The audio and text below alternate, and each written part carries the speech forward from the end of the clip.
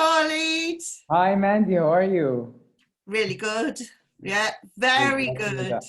Good. Yes, yes. I'm having a glass of water. You know why? Why? Because we're talking about the water rising Of sign. course, duh. I'm always so appropriate. So today our conversation is about the water signs of Cancer, Scorpio and Pisces. We're going to talk about the rising signs. We did on the last video where we did the earth signs, the rising signs. At the beginning of that video, we kind of described what a rising sign was. So we don't need to go back over that again. So if anyone's not sure what we mean by a rising sign, go and listen to the first bit of the earth rising signs video. Yeah. I mean, basically it's the kind of first impression and outer shell, the filter, that's that sort of thing. But first impression. So we're going to talk about if you had a Cancer rising sign, first of all. So if Cancer was coming up over the eastern horizon and your first glimpse of this world and this life was as a Cancer person, yeah, I mean, what would that mean? And there is one thing I do want to say that I very recently heard on a podcast, that in one of the old traditions, it was believed that the birth chart of the world, the rising sign, was Cancer. And I thought, oh, I've got to remember that because I know I'm about to sort of have a chat about Cancer rising. And that's pretty drastic, isn't it? If the world's birth chart is Cancer rising, that puts a lot of importance on that sign. You know, the moon rules Cancer, Mother Earth, all that kind of thing going on. So, wow, what do you make of that fact? Okay, so this kind of interpretation, I guess, really reflects the ancient Hellenistic attributions to the sun and the moon, Yes. where they saw the sun as signifying the higher intellect, the mind, as well as the father, while they saw the moon as signifying the subconscious or lower intellect, the body, and the mother, right? So it fits in nicely with that scheme, I would say. Yeah. And with all the attributions that they gave to the sign of Cancer, which is the nurturer, Yeah. you know, the way, you know, someone who gives kind of out of their heart, you know, and someone who sees his or her own stability and his own meaning, his or her own meaning fulfilled in the act of giving, right? Giving as a lifelong kind of purpose, let's say, you know. These profiles kind of match with the idea of having Cancer as the rising sign of the earth. And we go back, we have to clarify this idea, we need to go back to the signification of the rising sign as being the sign that really covers the first house, and the first house being the house that covers this zone of intersection, this line of intersection between the body and the self, right? So like the self incarnating, the body incarnating. So you could say if the first house of the earth is Cancer, right? Then that is the earth coming into being, Yeah. in the mode of the giving mother. Yeah. You know? Yeah. So it's a very kind of deep thought, isn't it? It's a big conversation that within itself, really. That it is, and what I find really interesting about it is that it forces us to confront from a modern perspective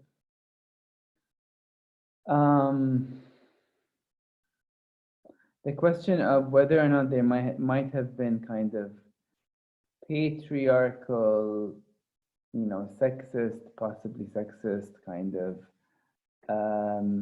schemas, right? Attached to the significations of the sun and the moon, right?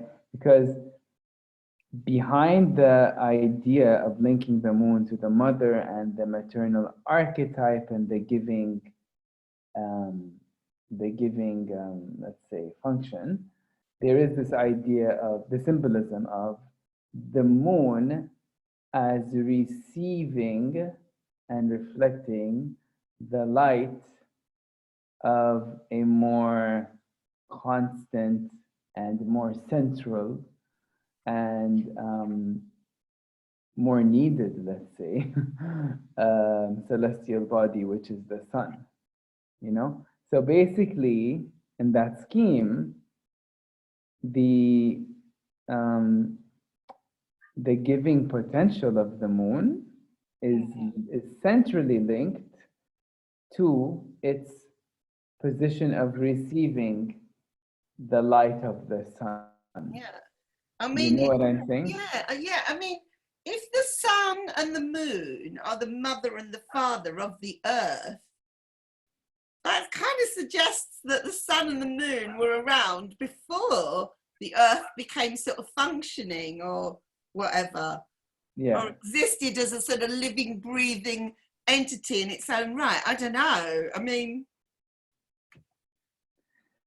it's like, I guess, even if we stick with this kind of conceptual scheme where the sun is more masculine and intellectual and extroverted, and the sun is more feminine and physical and introverted,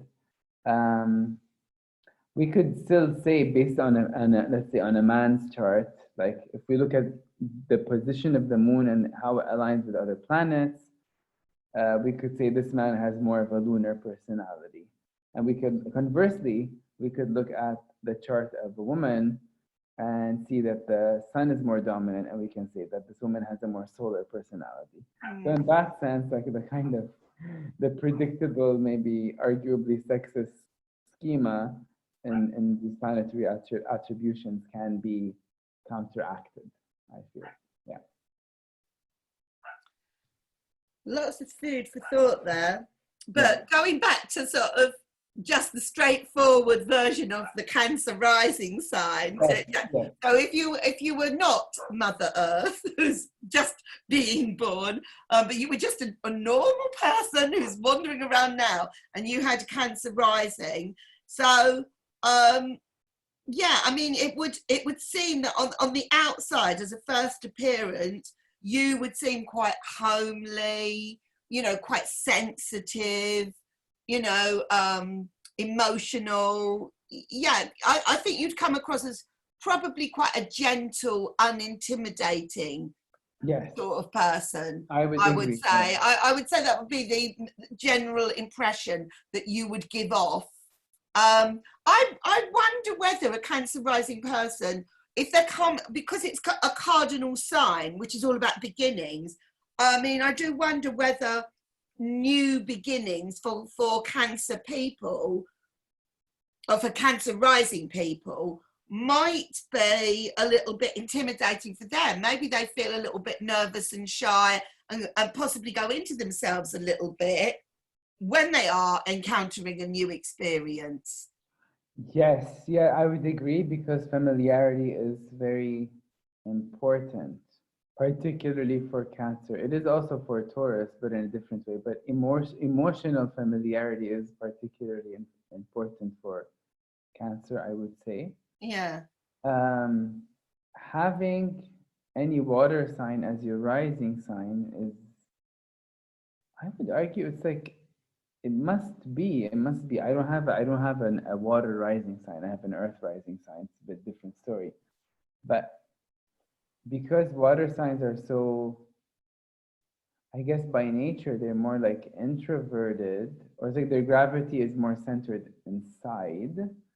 And they have rich inner worlds and very layered and complex emotional processes. When you're talking about a water sign as a rising sign, then you're saying that the archetype of that water sign is the, let's say, the shell or the interface that you assume when you interact with other people in the world, right?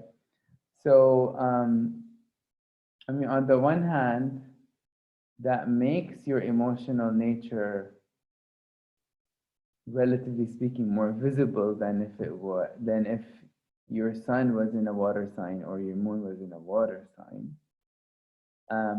But on the flip side, that might make it also a bit difficult for you, and a bit difficult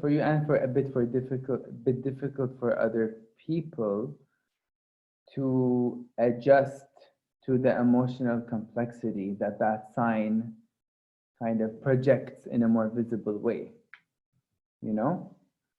It's interesting because you actually use the word shell when you were describing the rising sign is your shell, and Cancer has a shell.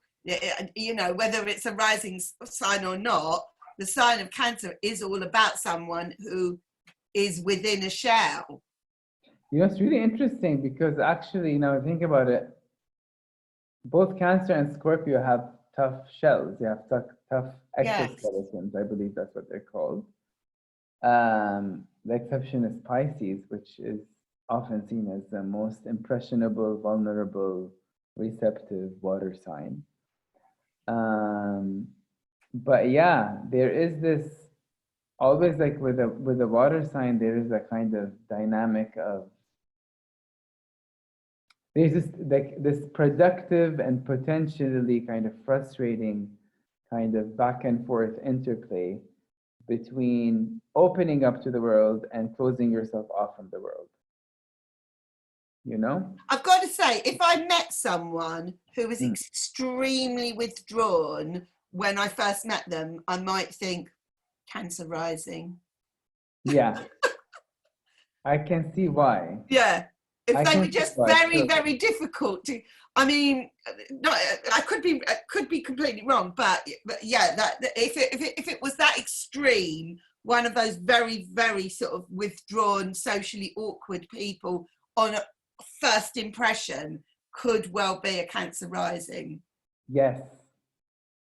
Awkward is a good, yeah, if you feel like they're emotionally kind of out of place, out of their comfort zone, there's a good chance that it could be a Cancer rising.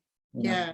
However, if you feel like they're being cautious because there's a lot of like emotional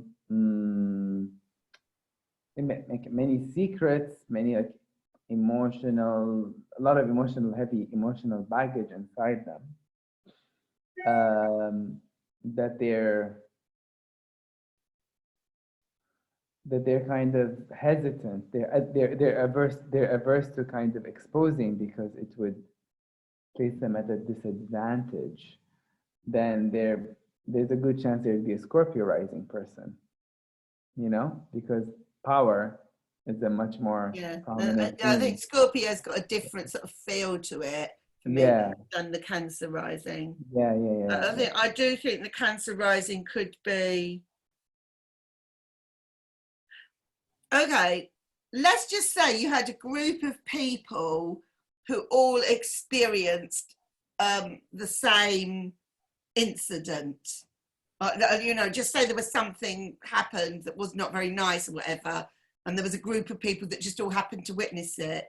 I think it would be the Cancer rising person that would kind of have something of an extreme reaction to it outwardly.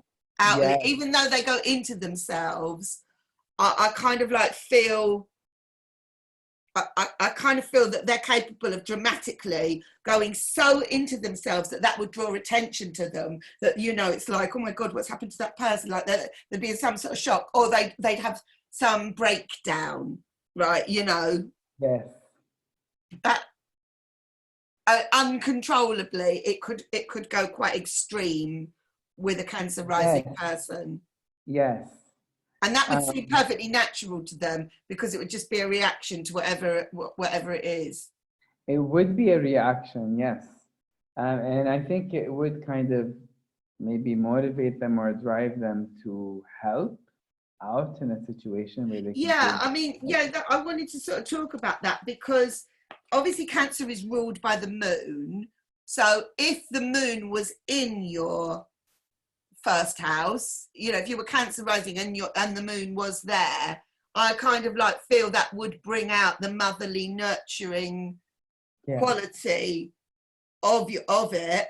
And I also feel if the moon was, for example, in Taurus, where it's exalted, you would get the best out of the Cancer rising sign as well, the better qualities. Oh, that's interesting. So why do you think that's the case, as opposed to having the moon in Cancer and Cancer rising? I just feel that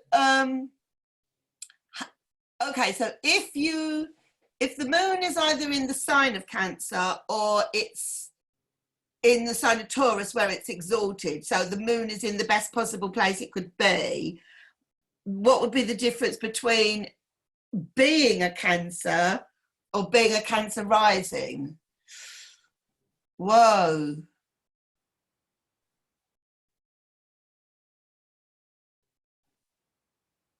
I mean, I kind of like feel that I just feel there'd be more of a display of it somehow with the rising sign than necessarily in the kind of like the actual sign of Cancer. I kind of feel the sign of Cancer could just be very kind of comfortable with the whole situation. Maybe it kind of like would, you know, would be more private about it, whereas I kind of like feel it would just be more apparent to everybody else. I agree with that. I agree with that. I was just like wondering if you thought that having a Cancer rising sign with the moon and Taurus placement would be more comfortable than having Cancer rising with moon in Cancer. You know? Oh no, I kind of think they would both be good. I think they would both be good, but in slightly different ways. I kind of like think if it was in the kind of actually in Cancer, you'd really get the motherly nurturing thing going on. And I kind of think if it was in Taurus, I just feel it would find some kind of like high value take on the situation. It would somehow, I think it would be maybe more practical than in Cancer, whereas in Cancer it would be very sort of emotional and understanding and kind. But I think it would actually be capable of being more practical about things, more helpful in a practical sort of way. Yeah, in the Taurus. That makes sense. In the Taurus, yeah. But either way, I just feel in the event of an emergency, to have a Cancer rising person there who happened to have the moon in either Cancer or Taurus, I think that they would be a great comfort to the situation in slightly different ways to each other. Yeah, I think that's a good point. Like, I think like one of the, okay, like some astrologers talk about like being like certain sign qualities being overemphasized or underemphasized in someone's chart. And I think of like maybe if you had the moon in the first house, right, in the Cancer rising, right, situation, where Cancer would rule the first house. that might be one scenario where the Cancerian energy would be amplified, you know. So you might have difficulty in that situation, that kind of placement, in distinguishing between where other people's emotional dramas, you know, um, are, and where your own emotional difficulties are, you know. It's like it'd be easier to kind of merge the two, and then it'd be easier for you to kind of feel responsible somehow for solving other people's problems, or like alleviating their suffering, you know. Whereas if it was the moon in Taurus with Cancer rising, you could bring to the whoever is caught in the difficult situation a more kind of stabilizing, calming energy that can come up with practical solutions. Mm. Yeah, yeah. So kind of like based on that kind of theory, or you know, like going along with that. So if the moon it was in Capricorn or in Scorpio, that's going to be more difficult as a Cancer rising, both of those. That's going to kind of, I think, not be such a kind of caring, sensitive, you know, understanding person.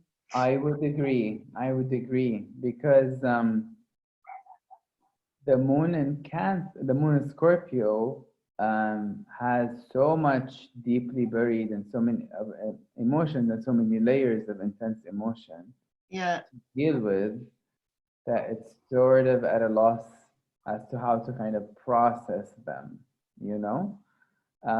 Whereas when it's in Capricorn, I mean, Capricorn is not a sign that by its nature is inclined to prioritize other people's feelings over its own. It might feel responsible for kind of improving, you know, social structures, maybe less so than Aquarius, but still, I think that element is there.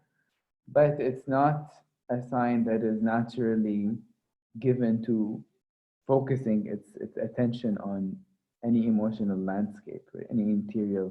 Yes, and it's not a very personal sign either. It's not, no. So I don't think you're going to get such a sort of a loving Cancer rising person if the moon is in either of those. Yeah. I do, however, I do think that Jupiter is exalted in Cancer. So if Jupiter happened to be in your first house in Cancer, that would be pretty nice, having a Cancer rising with Jupiter there. Yes. Well, Jupiter is a very expansive and optimistic planet. Yeah. So I think you'd be come across as an extremely kind and lovely and caring person. Yes. If you had Jupiter there, it really does depend on more than just what is the rising sign. And I think it's very noticeable with this sign because it is so emotional and it can be so extreme. I think it's going to really kind of make a huge difference, depending on, you know, if the moon is in either a good place or an awkward place, or if you've got Jupiter there. I just wanted to also mention Mars. I wanted to remind myself here, Mars or Saturn, if either of those were in your first house, that's not going to be very favorable. Yes. I mean, unless your rising sign is ruled by Mars or Saturn, that would be a mitigating. No, but if your rising sign is Cancer, if your rising sign, if your rising sign is Cancer and Mars or Saturn were there in that first house, you are going to, that is really going to bring out the worst in you emotionally. I think that person can be quite aggressive. quite Yeah. negative. So Yeah. Mars in Cancer is considered to be in fall or depression, as they say, Mm. which means that it kind of, yeah, being in Cancer brings out the worst of Mars. And I think that's because Mars by nature is more just inclined to express its energy in an outward Yes, kind of way, absolutely. Yeah. invested in power, gaining power over environment as opposed to Mm. nurturing the environment. So if it's in Cancer, it's gonna feel like, okay, what the hell am I doing here? You know, what do I do with my energy? It's not my nature to kind of focus all of this Yes. extrovert energy either in an introspective kind of direction where I look at my own feelings, or in a nurturing direction where I sacrifice my own energy, my own kind of extroverted drive Yeah. in favor of nurturing others. That would be. And as for Saturn and Cancer, that's another type of weird, because Saturn is all about kind of uh, hmm, It's all very sort of building building the sensible, isn't building it? the self, and building Yeah. also building social structures in a better direction, right? By establishing boundaries that should be respected. And those include not only like boundaries that define like any social system, like boundaries of class or gender or race or etc., whatever, right? But they also include boundaries between one individual and another. I just feel Cancer wants to express themselves emotionally, and Saturn would kind of make you want to kind of like force you to have to hold it all in. I think that would be a very uncomfortable rising sign, Cancer with Saturn in it, to be honest. I think Mars would actually be easier. It might be a bit aggressive and nasty, but at least the Cancer could kind of let it out. Yes. So yeah. So yeah, I mean, I just feel Mars and Saturn can be awkward, and I feel one of the places where they're likely to be most awkward would be in Cancer. So Cancer rising and Mars or Saturn really is quite nasty. Cancer rising with Jupiter, really lovely. Cancer rising with the moon in either Cancer or Taurus, great. I can't remember what else we said. Oh yeah, the moon being in Capricorn or Scorpio, tricky. Yes. So because it is so moody and because it is so emotional, I think it's very affected by other planets, but those in particular. And anything aspecting those, but that's for another video. So yeah. Very, Interesting. very great observation. I'm not being horrible, but I'm glad I'm not a Cancer rising. Yeah. But if I had to be a Cancer rising, I would probably like to be a Cancer rising with Jupiter on my ascendant and the moon in Taurus. That would make me like, especially if you're born during the day, Jupiter is like considered the most positive planet. Exactly. So but if you had the moon in Taurus as well, I would say you'd be a very nice person. Yes. Nice, and maybe kind. You might have to worry less about the more vulnerable aspects of Cancer. Because Cancer can be quite vulnerable. They can be like inundated with the stressful emotional kind of environments around them, to the point where they very often retreat into their shells and just cut off social interactions, and then become hermits, So yeah, having the moon in a more stable, fixed, earthy sign like Taurus, I think would help someone cope with being a Cancer rising better. Yeah. So moving on, and your green light is shining on your chin, your green light from your camera. Yeah, it's a very strange We've got the strange situation green because lights tonight. I Yeah. don't think it happened. I don't remember it happening before, No, I've never seen it but before. It's like something from outer space. There it is. it is. It's very alien, isn't it? Yeah, it's like a hitman. It's reminding me of like that kind of swirling green of Maleficent in Sleeping Beauty when she charms Sleeping Beauty to go touch the spindle. Whoa. How did your mind go there? Yeah. Wow. Gosh.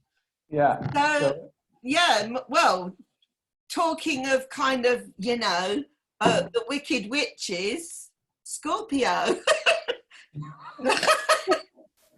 actually, there's this one astrologer, a great, she's, done amazing work on rising signs, Jodie Forrest. And she has this really quirky kind of, let's say, yeah, sections of each chapter, right? Where where she comes up with her own imagination of what a suitable costume would be for every rising sign, right? Ah, And so for the Scorpio rising, she suggests like, you know, the sorcerer's cape, something like that, yeah, Yeah.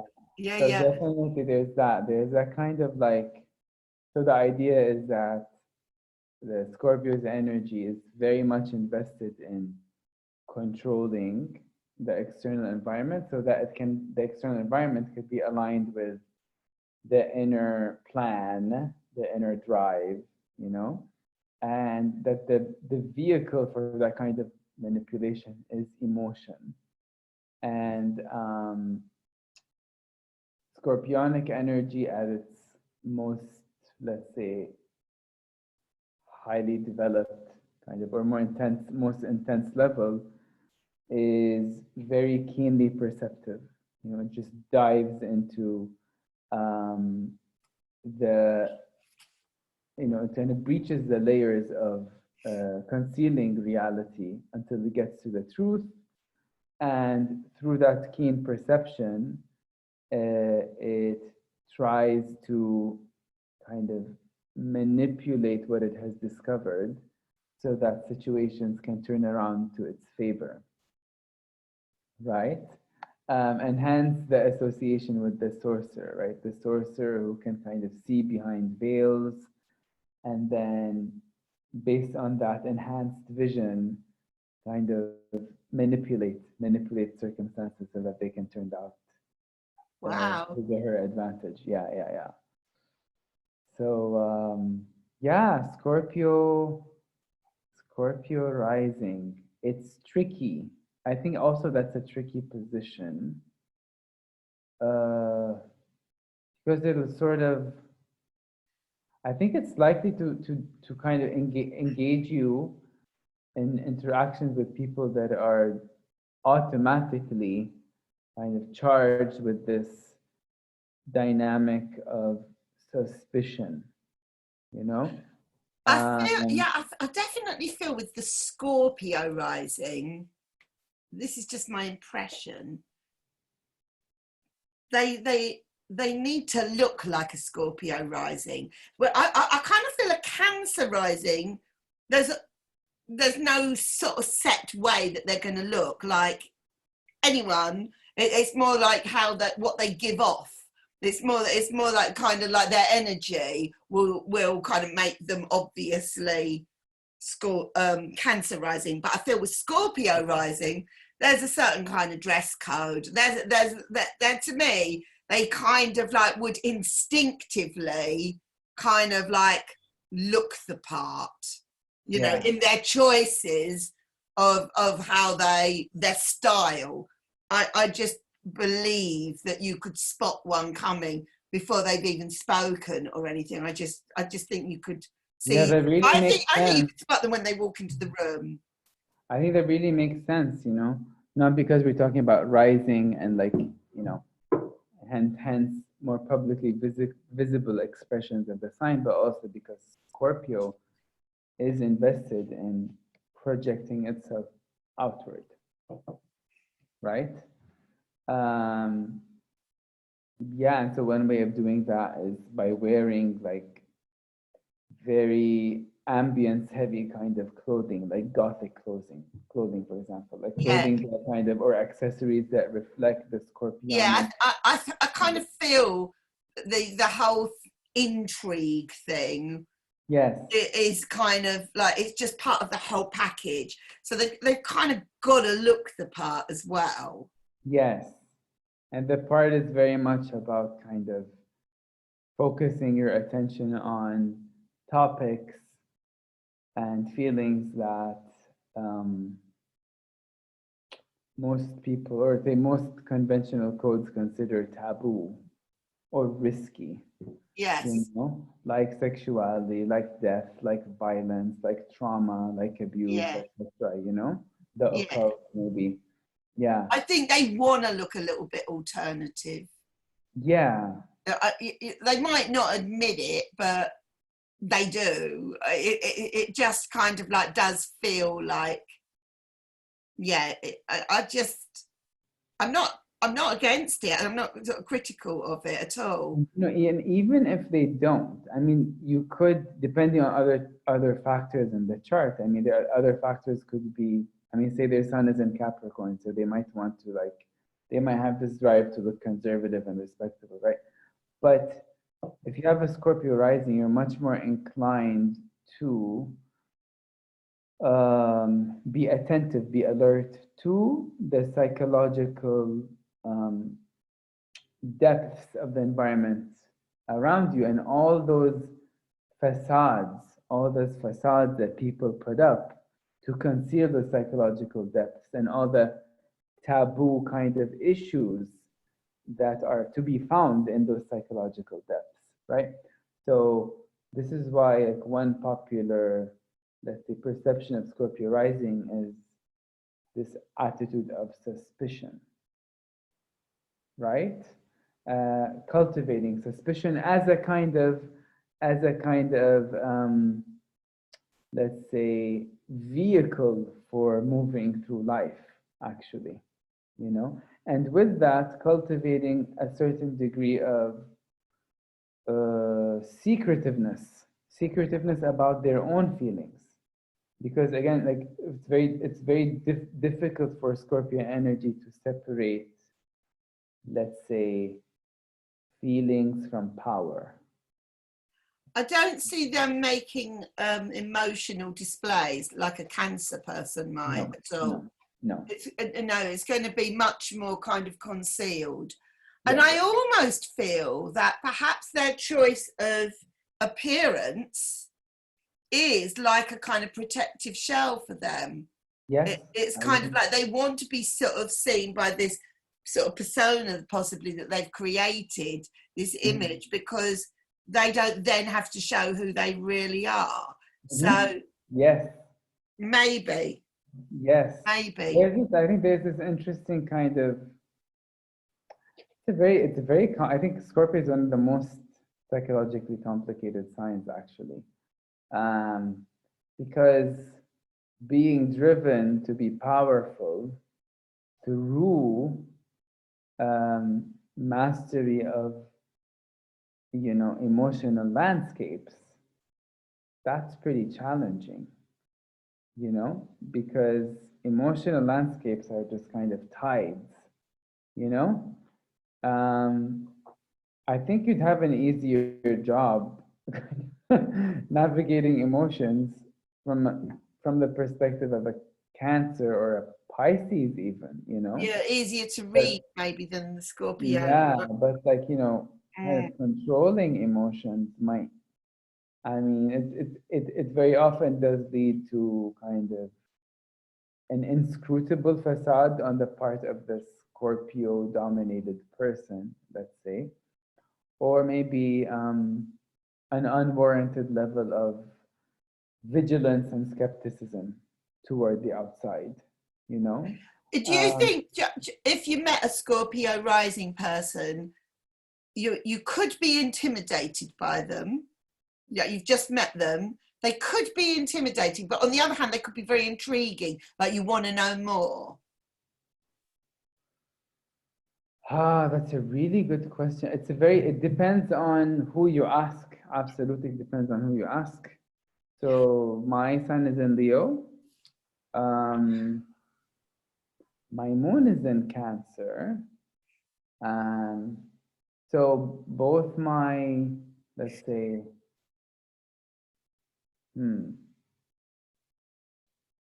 should I say solar? I guess. Okay, both my more like my open kind of reactions, they tend to come out more spontaneously. And I feel like a good part of me likes to put myself out there and express myself out there and be honest. And even the Cancerian part is more interested in kind of reaching out and connecting and maybe sharing, you know? So it's interesting you asked me this question actually, because my experience, I know quite a few Scorpio people, and the one thing that they seem to have in common is a level of reserve that is, it just doesn't strike me as believable. I just don't buy it. I don't believe that anyone could be naturally that calm, that,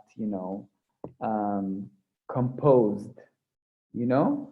Let's look at kind of like I don't want to miss out anything on this list. So they're ruled by either Mars or Pluto in the modern astrology. But going back to the traditional with the Mars, it's ruled by Mars. So if you were Scorpio rising with Mars there in your first house, by your ascendant, what sort of a Scorpio do you think that would make you?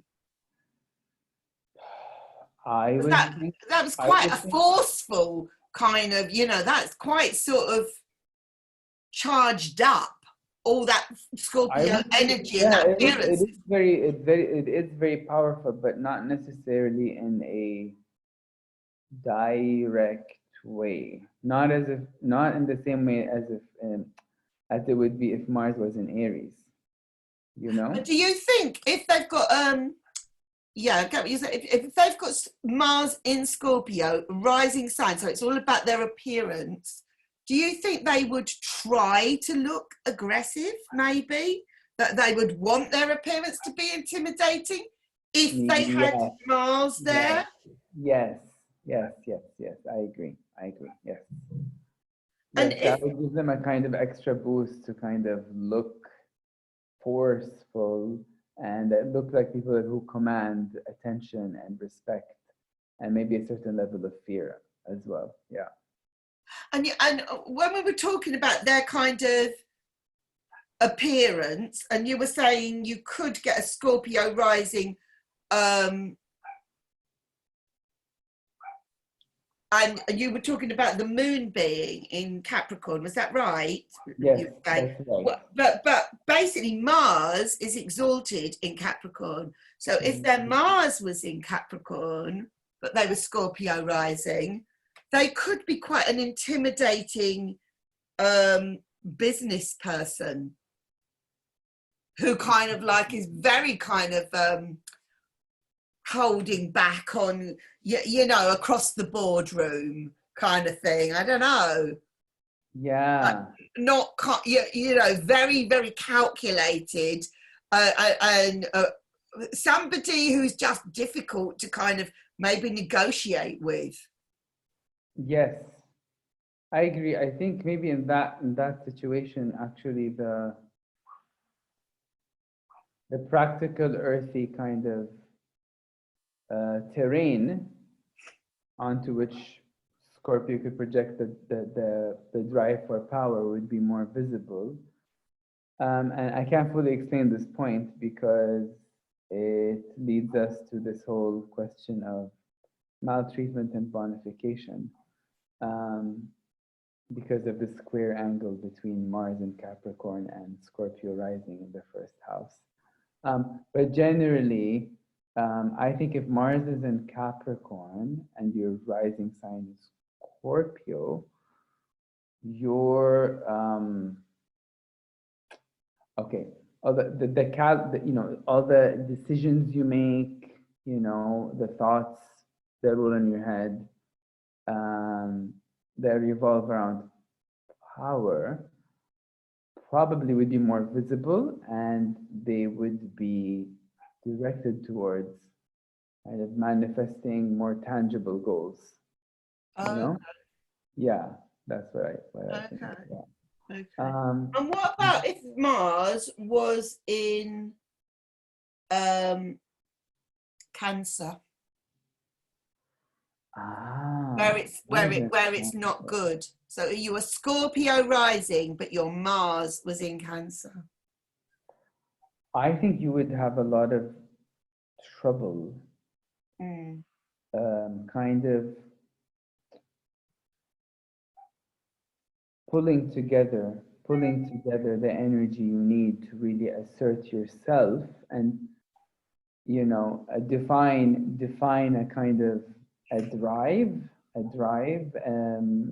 let's say, if I want to say a sense of purpose, or more like a kind of a momentum, an energy momentum that is separate from your immediate environment. I think that would be more challenging. I think that would be hard, having Mars in Cancer as a Scorpio rising, because you've got this kind of image of kind of like being very, very deep and very kind of, intense and all that sort of thing. And then I kind of like think you've got this, at the same time as that, you've got this emotional kind of battle sort of going on, almost like not allowing you to sort of feel what you want to feel somehow. I don't know. I do feel my instinct here would be, if the Mars was in Cancer and you were Scorpio rising, I think you would have certain days of the month when the moon in the sky would affect you really badly. And it would almost be a kind of a regular sort of thing. There'd be a pattern to it if you watched it, if you kept an eye on it. Yeah, I mean, the moon must affect all of us. It's just that, often because it affects us on such a deep subliminal level, we would need to make a conscious effort to actually record how our moods change, in correlation to these different phases of the moon. Yeah, it's probably for another podcast, isn't it? Yeah. But yeah, I'm gonna I don't know. I just felt that then. So okay, so Mars, as we know, also rules Aries. Yeah. So if Mars was in Aries, but you had Scorpio rising, you'd have quite a strong Mars. I think that might push you forward. I think that could make you quite dynamic. That is a very good point. Yes. I don't see that as I think that would be a kind of a better version of, within yourself. I think you'd feel pretty driven and pretty, and Mars is in detriment in Libra. Yes. So you've got Scorpio rising and Mars in Libra. Yeah, that would be difficult, I imagine, because Libra is all about kind of balance. I don't know whether you would be too demanding on your relationships and partners, expect too much of people. I don't know if you had Mars in Libra and you were Scorpio rising. I don't know whether you just come on too strong with people, like the balance is out or something. Yes. Or alternatively, you might feel like you're, like you have difficulty expressing your energy in your own favor. Again, it's a similar dynamic with the Mars in Cancer, I think.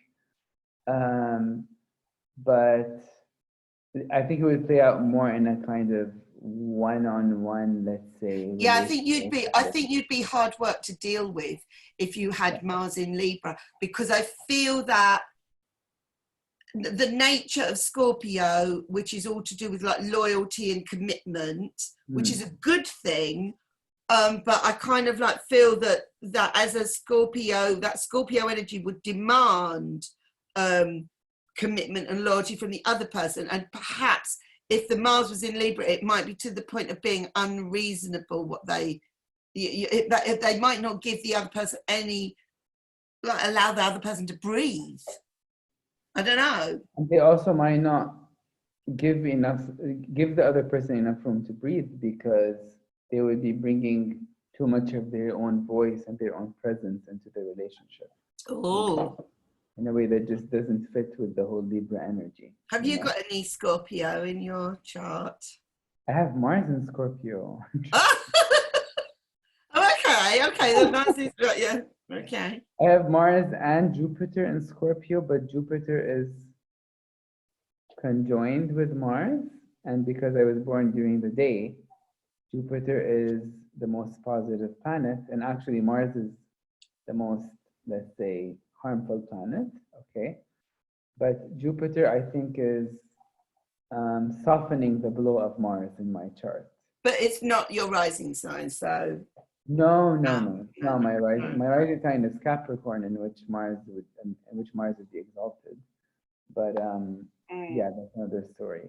But yeah, I definitely think in my case, my Mars in Scorpio profile is less typical, because Jupiter mitigates it. Yes, and Jupiter, interestingly, is in the house of Scorpio, is in Scorpio, which is ruled by Mars. I've got a Scorpio Jupiter. Yeah. Actually, so I think that maybe makes the energy between makes the two planets more friends. You know, there's a term for that. Maybe that's why we get on, because we've both got Jupiter in Scorpio. It's certainly possible, or because Sun and Leo, Sun Aquarius opposites. You know. Anyway. So the Moon and Venus do not go well in Scorpio. I just have to interrupt you for a second, because I just noticed that my battery is dying, so I have to run to get my charger. Okay. So okay. Oh, shall I pause I'll pause the recording. Yes, please. Right. Okay. I'll be right back. Okay. Okay. That means something. Right, we're back on recording. Hello. Oh. Hi. Are you ready to rock and roll? Yeah. So Venus is in detriment in Scorpio. I'm just having trouble. I'm not seeing you, Mandy. Is your camera on? 1 minute. Hold on. Right.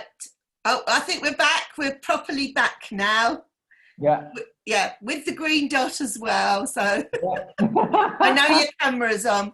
So Venus. I want to talk a little bit before we move on to Pisces about Venus being in detriment in Scorpio. So Venus does not work well in Scorpio. Mm-hmm. So if you had Venus in your first house in Scorpio, I kind of feel that Venus is all about values and all about beauty and all about kind of all those lovely things. And I don't know. I just find if you were that Scorpio rising, it's almost like Venus is almost too nice for you to kind of like be who you are. So you're considering what might happen if Venus was in the first house? If you were Scorpio rising. If you were Scorpio rising and Venus was there, I just think that's a bit of a shame, because I just feel you want Venus. It's not, because Venus is such a lovely planet. Yeah. You don't want a Venus that is kind of in a place where it is kind of where it cannot kind of like express itself. You know, it's kind of like ideally you want Venus somewhere in your chart where Venus can just flourish and grow and be lovely and wonderful and attract wonderful things. But to be somewhere that kind of where it's so uncomfortable and where it doesn't belong, I just Yeah, it find that a little makes bit sense. Yeah. sad for Yeah, Venus. yeah. Yeah, because Venus is really the planet of harmony, uh, peacefulness, reconciliation, um, and also stability, the kind of stability that you don't really find in the psychological profile of a very emotionally intense person, right? It really does lean towards, like, I'm thinking here of the fact that Venus rules Taurus, and Taurus has a reputation for being very practical, valuing its comfort, establishing familiar and safe boundaries, um, and not really inclined to kind of jump inwards and kind of experience life at a level of, like, you know, emotional complexity and murkiness and depth and you know, and intensity and confusion, you know. Um, yeah, Venus in Taurus really values safety, predictability, safety, predictability, um, secure boundaries, and also qualities of harmony that kind of enhance the environment and make it Yeah, beautiful, do you right? think Scorpio would find Venus too superficial? That's a good point. Wow, that's a really good point. So instead of appreciating Venus, it's just, oh, it's just, oh, it's attitude towards Venus is, it's just, oh, it's all the kind of unimportant things in life. I It's, think maybe Scorpio's attitude toward the Taurian version of Venus might be that it's too superficial, too earthy, too earthbound, maybe.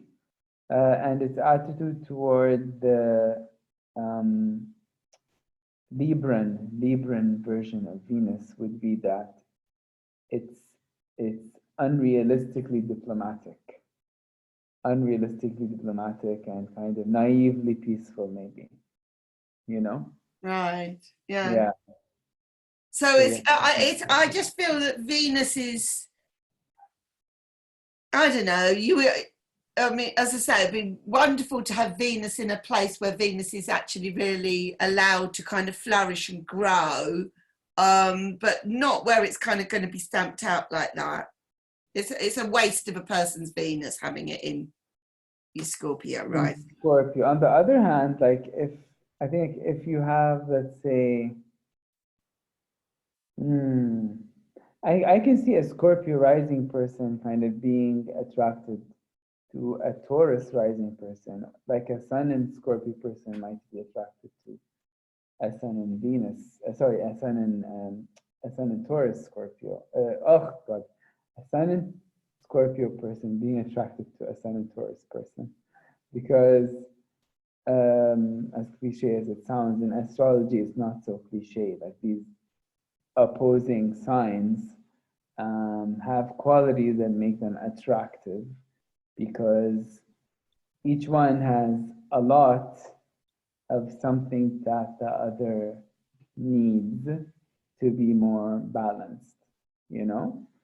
Um, so yeah, but yeah, I mean, as you said, if the ruling planet of Scorpio's opposite sign is in the house ruled by Scorpio, and here we're thinking about the first house, the house of the ascendant, I can see that as being an awkward placement.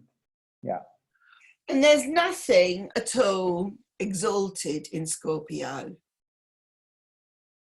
Mm, that's a Of the good three point. water signs, Unless you bring in, like, modern kind of assignments that have been made to the outer planets. So their modern assignment, the modern exaltation of Uranus is in Scorpio, you know.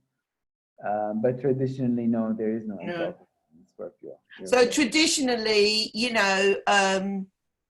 Jupiter is exalted in Cancer, Uh-huh. and Venus is exalted in Pisces. Yes. So the two most beneficial planets are exalted in to the other two water signs. Yep, that's a good But point. there's Yes. nothing traditionally exalted in Scorpio. Yes. So maybe Scorpio feels a bit defensive about that, I'm not good enough to have anything exalted in me. I don't know. Well, I don't know. nothing is I just thought it exalted. was worth pointing that out. Yeah, nothing is traditionally exalted in Leo either. Yeah, or Aquarius, if I'm not No, mistaken. there's a few. I'm just saying of the water signs Of the water of signs. of that group Yes, yes, yes. of that group. Scorpio is the one that is left out. Yes, that might be for a particular reason. Nobody kind of comes to Scorpio and just feels, risen up because of it.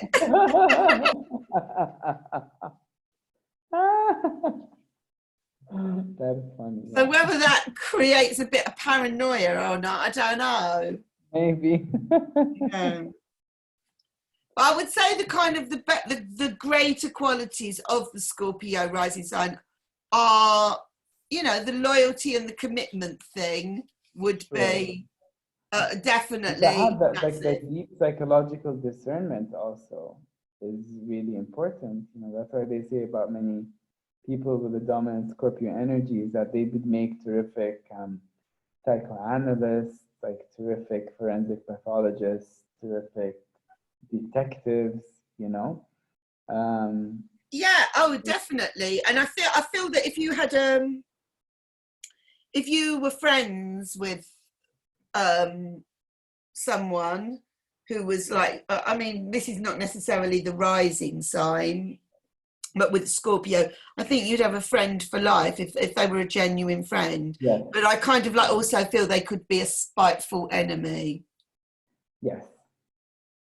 Absolutely. Yeah, they could nurse a grudge for a very, very, very long time. So last but not least, Pisces. Pisces. Yes. Dreamy Pisces. Dreamy Pisces. Okay. My feeling about Pisces as a rising sign is that it would do best if it had other elements in the chart, like in the sun and the moon signs that would help to stabilize and ground it more. Either with fire or earth energy, I think, because Pisces is inherently like a very kind of immersive merging sign. It tends toward merging with its environment, right? Whether or not that's to its, whether that's to its benefit or to its detriment. It's just kind of like naturally driven to identify itself with whatever or wherever it is. Okay. And because Pisces have the Pisces energy has an expansive sense of self, someone with Pisces rising, I expect would constantly be trying to find very meaningful many very meaningful experiences in very practical situations that might not lend themselves to very deep meanings, and it would be very easy for a Pisces rising person to lose their sense of self in whatever emotional kind of environment they happen to be in at that time. And with Pisces, a little bit different than the case with Cancer is, right? And I think that goes back to Cancer being a cardinal water sign. Cancer being a cardinal water sign means that in some strange way, it actually feeds and gets empowered on kind of immersing itself in the emotional energies of the outside. With Pisces, there's the risk of being lost in the emotional energies of the outside. Okay. And it's a kind of double-edged sword for Pisces, because on the one hand, they're driven towards that way of interacting with the environment, right? The kind of boundary poor way of interacting with the environment, because they are moved toward expanding the self. They don't identify so much with earthly gravity and earthly restrictions and the more practical and boring, aspects of day-to-day life. They're trying to kind of, or they feel driven. They actually feel driven to expand their perception, their self-image, and their range of interests. Also, try to look at new areas always where they find themselves, or they find a newer version of themselves in. But that same direction could lead them to neglecting the practical necessities of daily life in a pretty detrimental way, and in a way that actually can cause stress to people and their environment, right? So someone with a Pisces rising sign might habitually find themselves relying on other people, among their acquaintances, among their friends, so even people that they don't necessarily have emotional, an emotional history with. They might find themselves depending on other people to provide them with practical information or to accomplish for them practical tasks. That Mercury is in detriment and fall in Pisces. Yes. So getting that kind of information that you say is easier said than done, I think. I don't know whether a Pisces person would really listen. A Pisces rising person, that it may you may sort of give them good advice, or they may come into contact with good advice, but it could just wash over them. I mean, that depends on how emphasized the negative aspects of if Mercury was there in their rising sign, I actually think, because we're talking about the rising sign, I think that the person would obviously, if you had Pisces rising with Mercury in it, I think you would obviously be not really wanting to sort of take in any information or sensible advice. Yeah, because you think that your way of thinking is right for you. It's like, your way of thinking is tailored to who you are, therefore nobody would be able to tell you that you it's not even that you're stubborn, it's just kind of like it'd be whatever. I don't think you even listen to it, never mind refusing to change. I just don't feel you'd be interested. Although I do think though that a Jupiter and Pisces person, right? Yes, Jupiter's And good. we're speaking with Jupiter and Pisces rising, um, would probably be attracted to someone with a prominent Virgo rising, right? Uh, if that, I mean, especially in the context of a deep friendship or romantic commitment, right? Because in that scenario, the Virgo rising energy could supply what the Piscean energy is lacking. It could supply this kind of this detail-driven kind of. It's a good idea. I think it's a good idea to put those two together. But Yeah, I don't know that the Pisces rising would entertain that idea though. I don't know. I don't know. it depends on like I feel like If it had Mercury in it, I don't know if it. no. See, the thing is, just by sheer fact, by is that the word? By the sheer fact that we live in a very earthy world that is very held down by gravity, and I'm talking about social structures here. Sooner or later, any any person with a lot of Pisces energy, um, if they can't sort out the practical burdens of reality for themselves, they will need to turn to another person who is better than them at doing that. Yeah, Otherwise, they will just flounder and sink. There's just no way, no two ways about it, you know? So here is where a I Virgo, definitely feel that Pisces, with a person with a strong Pisces character, who maybe has some difficulties as well. yeah, The best hope for them would be to get with an Earth person yeah, to ground uh, them, yeah, if they possibly can. hmm, If they can bring themselves to do it. yeah,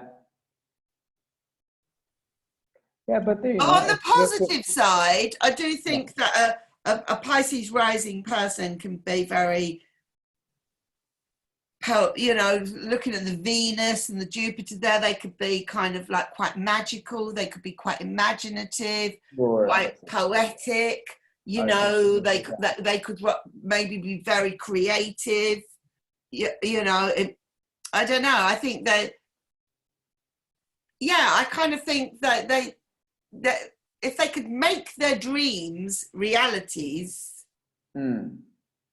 I kind of think they could probably come up with some wonderful ideas. Yeah, I feel they're like an open channel. their empathy and compassion would really, I feel like it would really appeal to people, appeal to a lot of people. Yeah. Yeah,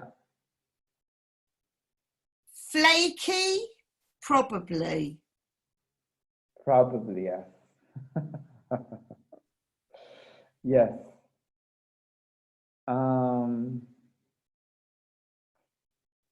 I mean, I would imagine they're the sort of person that's in the moment, something might seem like a really great idea. But once the moment's gone, they've almost forgotten they even had that great idea. But they meant it at the time. yes. You know what's interesting also is that like there's this element of flakiness associated often with Gemini, which are ruled by Mercury, which is like a less philosophical planet than Jupiter. Um, so maybe we're talking about different types of flakiness here, you know? I'm feeling things like, they could just have this wonderful, their imagination could go off in this wonderful direction, and with some great big plan that just seems such a brilliant idea, and then Mm. it's just gone. I would imagine they are very much the sort of people that have a lot of wonderful ideas that never materialize. Yes, Yes, part of that is because they're mutable in nature, they're mutable in water, so they keep kind of, Yeah. you know, they're But that doesn't make the ideas any yeah, they're less. intershift from one kind of, let's Yeah. say, spiritual or philosophical or mystical area to another. But also then, you know, the practicality of Earth and its gravity gets in their way, you know?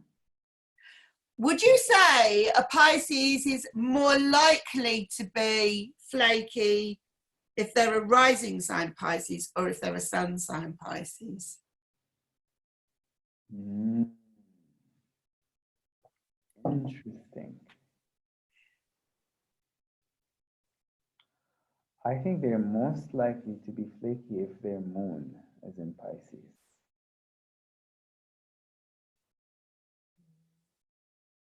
That would be very deep, very instinctual. And I mean, in the end, like the rising sign is sort of like a mask, sort of like a mask that we use to, we're sort of destined, we're born with it. Remember, this is something that is like coming up every 2 hours. So in a way, it's even, I would say it's like more kind of synchronized with fate than your sun sign. Your sun sign extends over 30 days, your moon sign extends over 2.5 days, but your rising sign, moon sign, sun sign combination happens within 2 hours, within the span of a specific 2.5 days, within the span of a specific month, right? So it's very fateful, but its function is to kind of gear us to move among others in specific ways, right? So I guess I wouldn't attach too much. Of course, they're very, very important in the way that we get interpreted by others, right? And the way our energies carry across to others. But when we're talking about how we see ourselves, I think, and where our deepest energy patterns lie, I think it would be safer to look at the sun and the moon signs. I think the rising signs, for better or worse, they work as a kind of, you know, a kind of interface, you know. And sometimes, to be honest, I don't feel like, you know, I don't feel like all rising signs are compatible with all sun and moon signs, you know. Sometimes the combination can be quite stressful and awkward, you know, but that's what you get. That's what you get. It's part of destiny, you know. You're destined to navigate society with this kind of mask or shell or however you want to call it, and just make the best of it. You know, maybe that's part of your life lesson, how you integrate those three different manifestations of the zodiac signs. But if you could choose your rising sign, but it had to be either Cancer, Scorpio, or Pisces, and this is how you come across on the outside. So you're just choosing your rising sign. Which one of those three would you choose? Depending on my current chart, you mean? No, depending on you. Forget everything else about your chart.